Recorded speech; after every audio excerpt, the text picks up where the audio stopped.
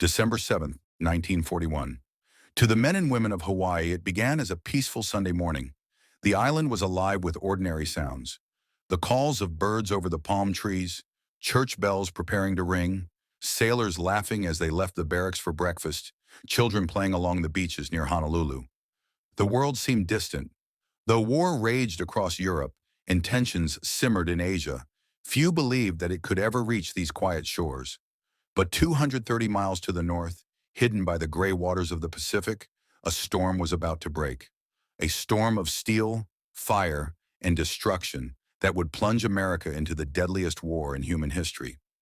To understand why the Japanese launched their daring strike against Pearl Harbor, we must travel back years before that Sunday morning. By the 1930s, Japan had grown restless.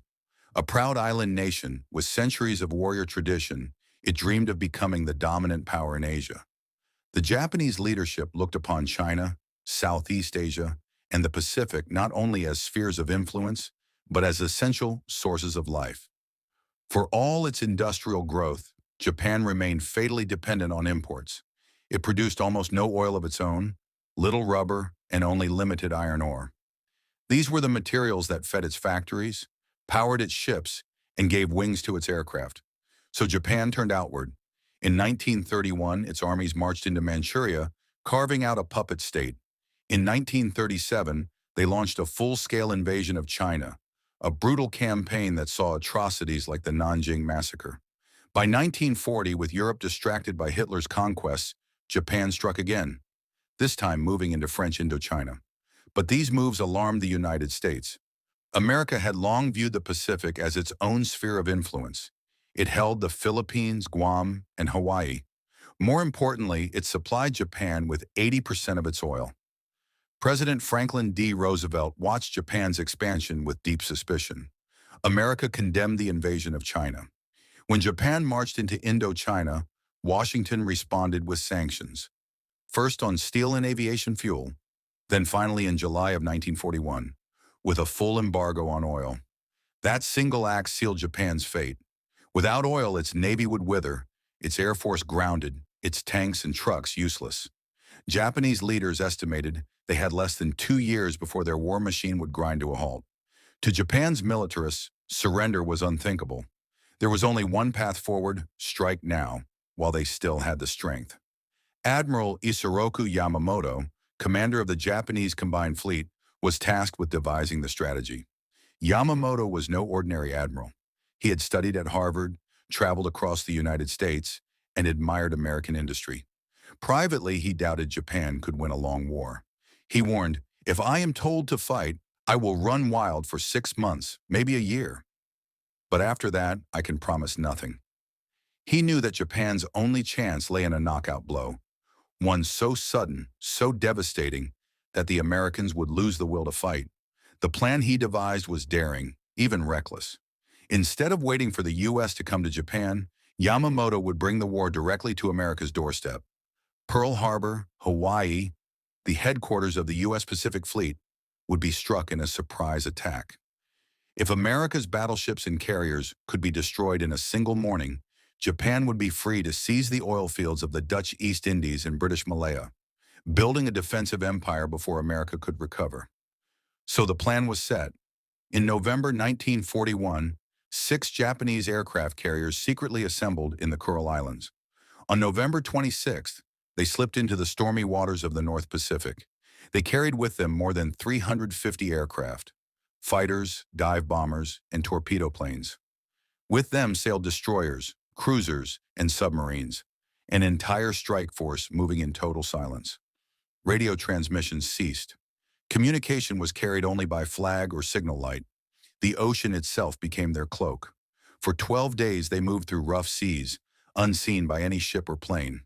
On board, the men prepared. Pilots were briefed again and again. Letters were written to families in case they never returned. Commander Mitsuo Fuchida, who would lead the first wave, later recalled, "It was as though a death-like stillness had settled over the fleet. No one laughed. No one spoke unnecessarily. Each man seemed to be listening to his own heartbeat." Meanwhile, in Washington, American codebreakers had intercepted Japanese diplomatic messages suggesting something was coming. But where? Some thought the Philippines, others Malaya. Few believed Japan would dare strike Pearl Harbor, 4,000 miles from Tokyo. Even in Hawaii itself, despite occasional warnings, daily life went on. On Saturday, December 6th, sailors went to dances, played baseball, and wrote letters home. The mood was calm, almost festive. But the next morning, just before 8 a.m., everything changed. At 7:48 a.m., Fuchida's voice crackled over the radio from his lead aircraft. Tora! Tora! Tora! Tiger! Tiger! Tiger! The code word that meant complete surprise had been achieved. Out of the clouds came the first wave. 183 Japanese planes, their engines screaming, dive bombers, torpedo planes, fighters. The sky above Oahu was suddenly alive with the growl of death. Below, sailors looked up in confusion. Some thought it was a drill. Others mistook the rising sun insignia on the planes for American markings. Then the first bombs fell. At Battleship Row, torpedoes ripped into the USS Oklahoma, capsizing her in minutes, trapping 429 men below decks. The USS West Virginia shuddered under repeated hits, her decks aflame. The USS California was struck, sinking slowly into the harbor. Then came the most terrible blow of all.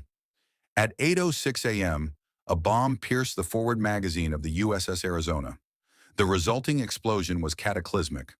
A fireball ripped through the ship, lifting it from the water and breaking its back.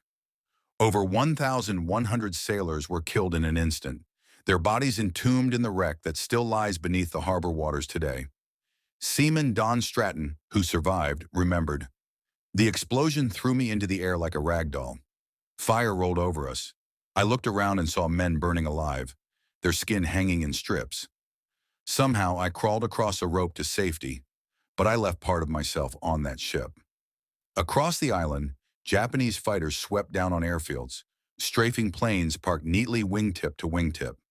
At Hickam Field, Wheeler Field, and Kaneohe, American aircraft exploded before they could even take off. Pilots ran desperately to their planes, only to be cut down by machine gun fire. At 8:54 a.m., the second wave arrived, another 170 aircraft tasked with finishing the job. Dive bombers screamed down on the USS Nevada as she tried to make for the open sea. Struck repeatedly, she was forced to beach herself to avoid blocking the harbor entrance. The USS Pennsylvania, in dry dock, was bombed heavily, while the destroyers Cassin and Downs exploded beside her. One Marine Corporal E.C. Nightingale recalled, "The harbor was an inferno. Oil covered the water, and it was burning. I could see men swimming through the flames, their clothes and hair on fire. Others just sank beneath the black smoke and never came up. Yet, amid the devastation, acts of heroism shone. Anti-aircraft crews, some firing by hand after power, failed, managed to shoot down attackers. Two young pilots, George Welch and Kenneth Taylor, scrambled into their P-40 fighters and shot down several Japanese planes, despite overwhelming odds. Doctors, nurses, and chaplains rushed to the wounded, working through smoke and fire to save lives. By 10 a.m. it was over. In less than 2 hours, the U.S. Pacific Fleet had been devastated. 8 battleships were damaged or sunk. Nearly 300 planes destroyed. More than 2,400 Americans killed, 1,178 wounded. And yet Japan's victory was not complete. The American aircraft carriers, Enterprise, Lexington, and Saratoga, were not in port. The fuel depots, submarine base, and repair facilities remained untouched. What Japan had dealt was a terrible blow, but not a fatal one. The next day, President Roosevelt addressed Congress. His voice, steady but grave, rang out. Yesterday, December 7th, 1941, a date which will live in infamy, the United States of America was suddenly and deliberately attacked. The chamber erupted. Within minutes, Congress declared war on Japan. Admiral Yamamoto, upon hearing of the successful attack, did not celebrate. Instead, he is said to have murmured, "I fear all we have done is to awaken a sleeping giant and fill him with a terrible resolve." He was right. Within months, America's vast industrial power was unleashed. New ships slid off the docks, new planes filled the skies, new armies trained for battle. The Pacific Fleet would rise again, stronger than before. And just 4 years later, Japan would face destruction on a scale it could never have imagined. Pearl Harbor was a stunning success, but also a fatal mistake. In seeking to secure its empire, Japan had instead sealed its doom. December 7th, 1941.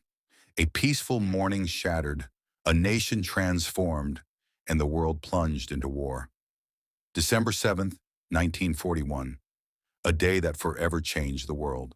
The smoke still rises in memory from the wreck of the USS Arizona, where over 1,000 souls remain entombed beneath the waters of Pearl Harbor. Their sacrifice awakened a nation and turned the tide of history. But here's the question I want to leave with you. Do you believe Japan's gamble at Pearl Harbor could have ever succeeded? Or was America's victory in the Pacific inevitable from the start? Drop your thoughts in the comments. I want to hear your perspective. Was this the boldest military strike of the century, or the greatest strategic mistake in history? Share this video so the memory of that morning and the lessons it left us will never be forgotten. Hit like and subscribe for more untold history.